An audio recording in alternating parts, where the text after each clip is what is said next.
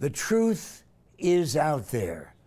And no, I'm not talking about the ugly reality of the Cardinals-Panthers game. It was the nostalgia trip we were invited to take after the game Sunday and again last night with the return of a 6-episode appetizer course of The X-Files.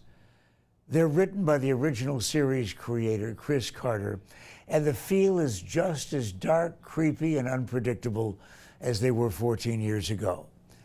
Oh, there are plot holes you can drive a UFO through. Or are they planted just to confuse us? That's why I'm glad X-Files is back, even for a short run.